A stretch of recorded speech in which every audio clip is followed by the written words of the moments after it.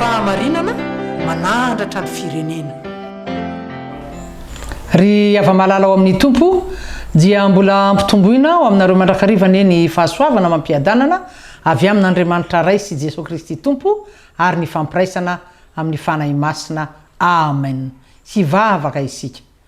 Mankasitraka anao zay Andriamanitra Ray zanaka fanahy masina noho ny amin'ny fitiavanao ka nanomezanao anay tombonandro pahavelomana azahoanay manambara fa ny famindramponao tokoa tsy nalany ritra anay koa raha andinika indray ny teninao izahay ahafantaranay tokoa ry Tompo Andriamanitra io fa tena mila manana fiainam-bavaka matanjaka izahay dia ny fanahinao masina hatrany no hitarika anay amin'izany ary ny dera sy ny laza voninahitra dia atolotranao mandrakariva Ray zanaka fanahy masina amin'ny anaran'i Jesosy Kristy Tompo. Amen.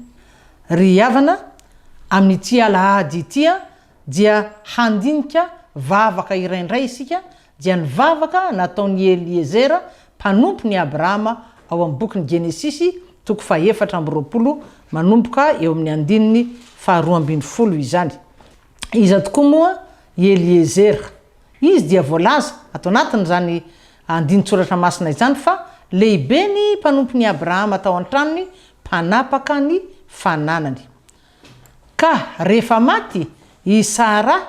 ary nandroso fanterana i Abrahama dia naniraka ny Eliezera mpanompony izy hitady vady ho an'ny Isaka zanany.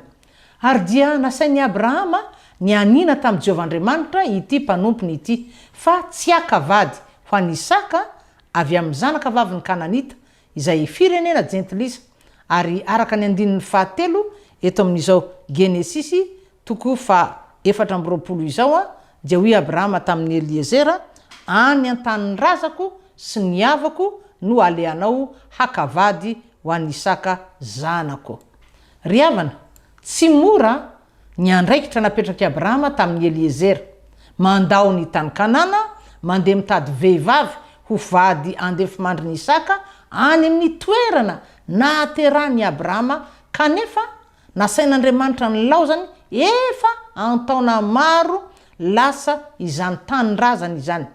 800 kilometra no elanelan'ny tany Kanana sy Mesopotamia, tany-drazany Abrahama izany. Ary rehefa andeha Eliezera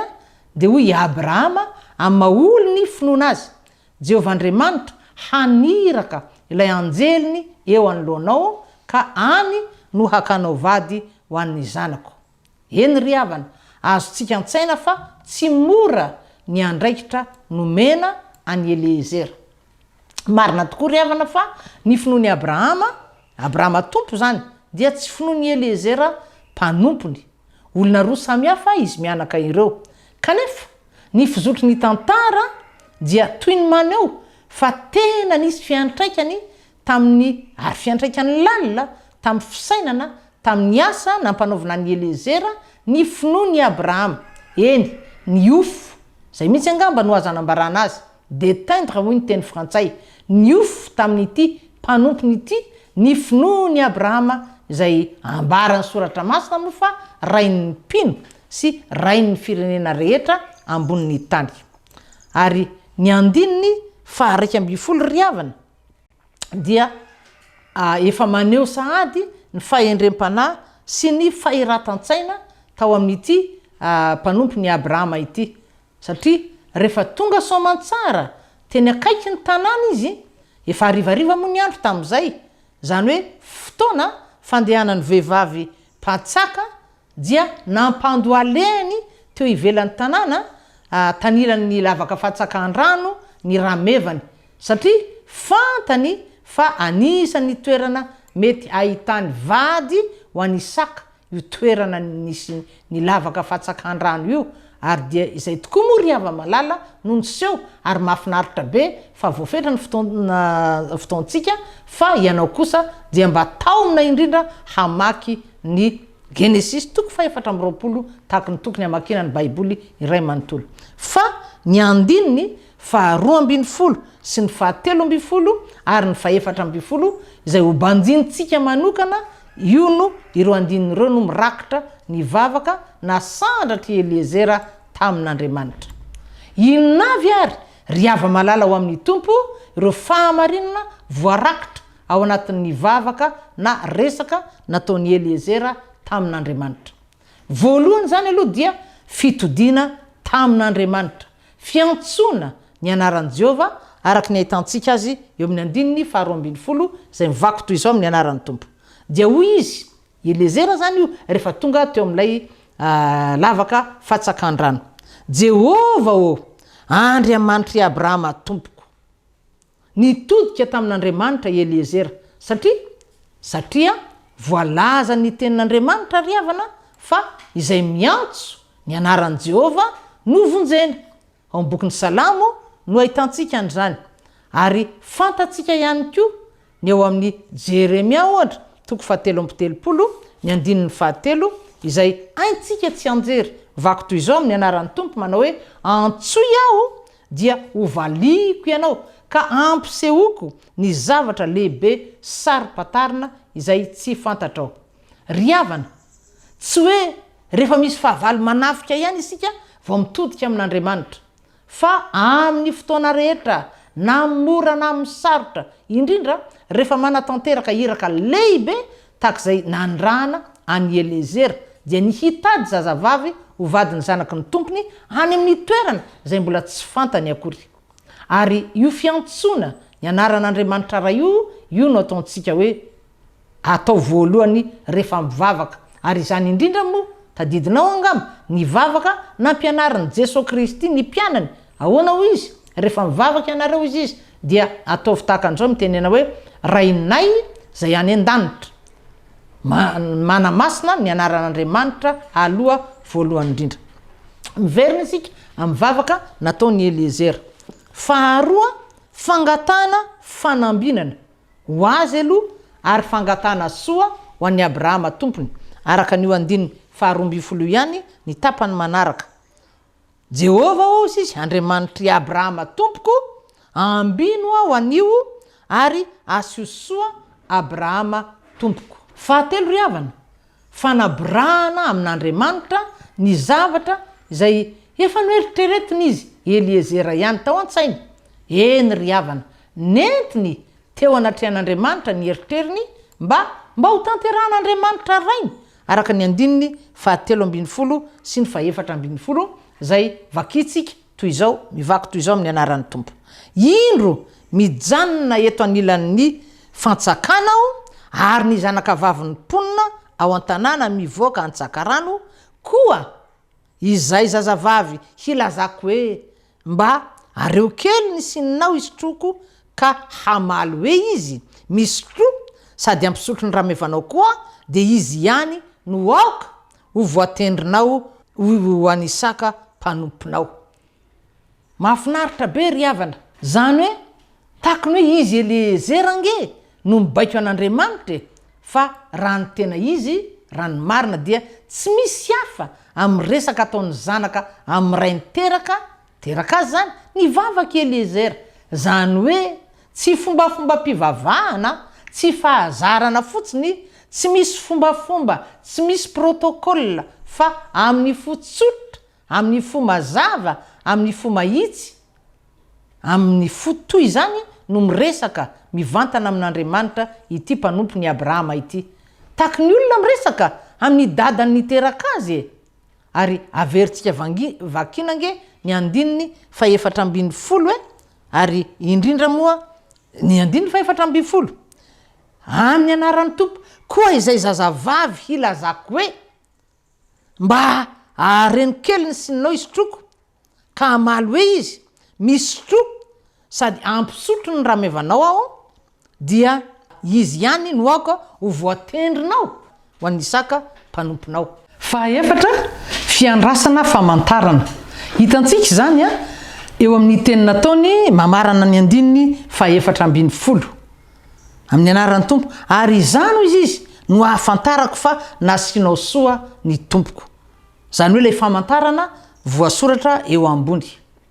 Eny riavana, ny andro famantarana ihany koa avy tamin'Andriamanitra Eliezera satria fantany fa Andriamanitra irery ny tompony hery sy ny fahefana. Jehovah Andriamanitra irery ihany no afaka manatanteraka ny etaetantsika zanany ny fanondrintsika olombelona zay asan'ny tanany ry havana ny vavaky Eliezera vavaky ny olona feno fahasahina miresaka mangataka amin'Andriamanitra toy ny zanaka miresaka amin'ny rainy niteraka azy ary koa vavaky ny olona tena tia any Abrahama tompony ary olona feno farisehen-datra sy fahavinonana manoloana ny iraka nampanaovina azy ry havana raha ho fehezina dia antony roa lehibe nampahomby ny iraka nasaina ny tanterahan'ny Eliezera voalohany ny ezaka manokana nataony ary faharoa ny herim-ponona zay tao aminy ka hitan'Andriamanitra endiny ry havana tsy mety tokoa raha mionona amin'ny fiandrasana fahagagana fotsiny isika zanak'Andriamanitra dia isika kristianina izany fantatsika fa tsy maintsy miasa koa isika satria ny finoana tsy arahan'asa dia maty zavapoana araka ny nosoratan'ny apôstôly Jakoba nanoratra an'io ao amin'ny toko faharoa eo amin'ny andininy faharoapolo zao ny voasoratra amin'ny anaran'ny tompo Jakoba toko faharoa ka ny andininy faharoapolo moa tsy fantatrao va ry olo-pona hoy Jakoba fa tsy vanina ny finoana tsy misy asa ary satria Andriamanitra ry havana mahita ny zavatra rehetra mandinika ny fo izy mamantatra ny vo dia hitany ny toe-pony Eliezera ny fitiavany Eliezera ny Abrahama hitany ny fahatoky ny Eliezera azy Jehova Andriamanitra hitany ihany koa ny fahavinonana ny faniriana lalina tao amin'ny Eliezera dia niseho avy hatrany ny mahandriamanitra mpiaino vavaka azy mpamaly vavaka ny mahandriamanitra tsy mba mitaredretra azy hanika zany no hitantsika ato tsy mbola tapitra akory ny vavaka ity mpanompony Abrahama ity dia no tanterahan'Andriamanitra ny famantarana zay efa nandrasan'ny Eliezera dia ahoana hoy ny voasoratra amin'ny andininy 5 ry hava amin'ny anaran'ny tompo ary raha tsy mbola nitsahany teny izy Eliezera zany dia indro tam Rebeka fantatsika fa Rebeka ngeno lasa vadiny Isaka Rebeka zay nateraky Betuela zanaka lahany Milka vadiny Naora rahalany Abrahama zay voasoratra tsara eto ny lanjany sy ny teny antsorona andininy 2 ary le zazavavy dia tsara tarehy indrindra sady virjiny ka tsy mbola nisy lehilahy nahalala azy ary nidina anankeo amin'ny fanjakana izy ka nameno ny sininy dia niakatra dia anjarantsika mamaky ny toyny fa tena mahafinaritra loatra engane ry havana tsy ho latsa-danja noho ny fahalalana atao amin'ny Eliezera noho ny finony noho ny fahavinonany manoloana ny iraka nampanaovina azy ny fahafantarantsika ihany koa isika mpanompon'Andriamanitra tianao ny sitrapony dia mba tsy ho latsa-danja noho ny an'ny Eliezera ny fahafantarantsika sy ny fifandraisantsika amin'Andriamanitra be fitiavana zay tsy mitaredretra ary tena miaino sy mamaly vavaka ny tapany faharoa ry havana dia hanolorana tononkalombavaka efa nentina teto tamin'ny alahady lasa teo izany tononkalombavaka izany izay averina indray mena ny lohateny hoe honosy feno fiadanana koa dia mirary anao ahazo fafinaretana sy famelombelomana ara-panahy eo am-piainona ny tononkalo honosy feno fiadanana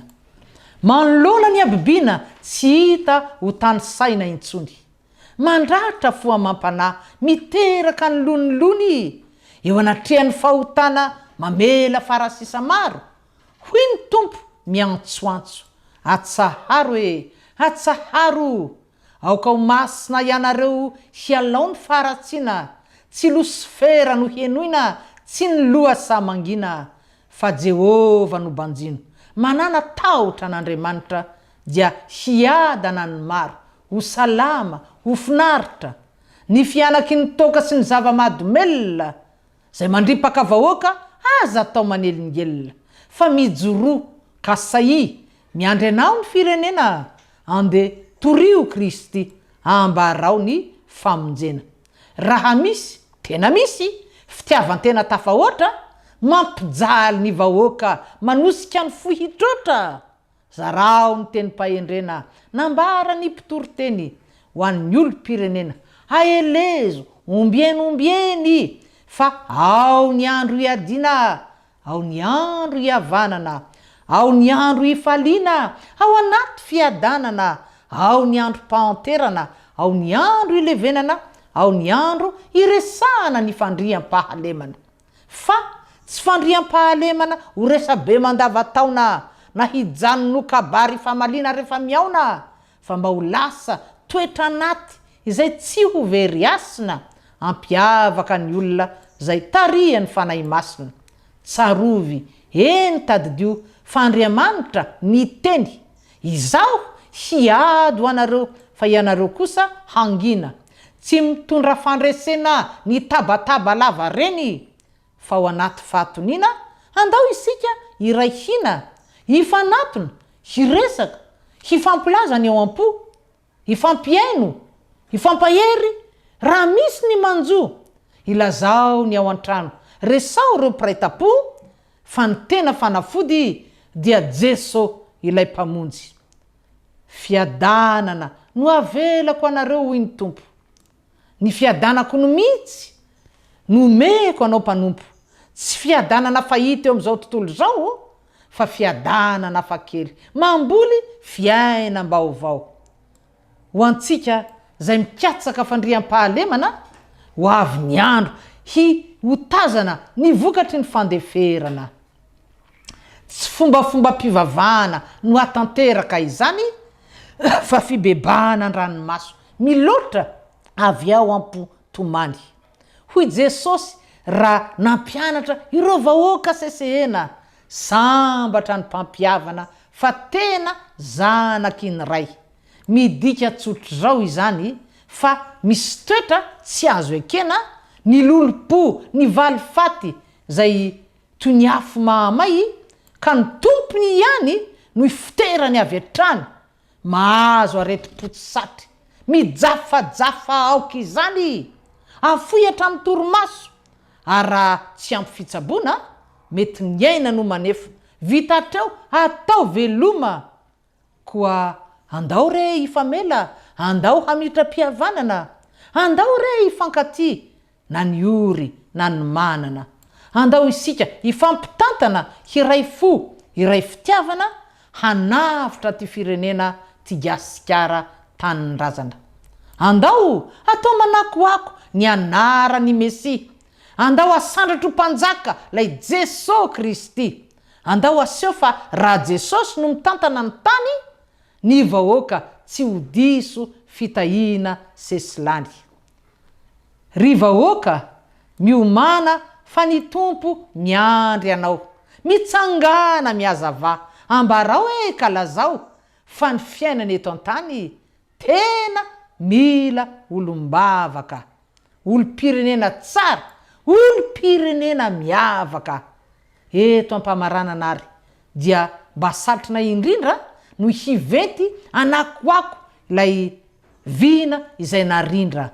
ho an'ny ray ho an'ny reny ho an'ny zanaka mampara vontosy filazantsara ny nosy Madagasikara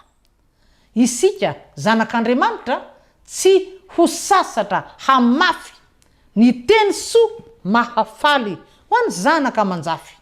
ka ny asany Satana ho resitosika ho lao ary Madagasikara ho lasa nosy vaovao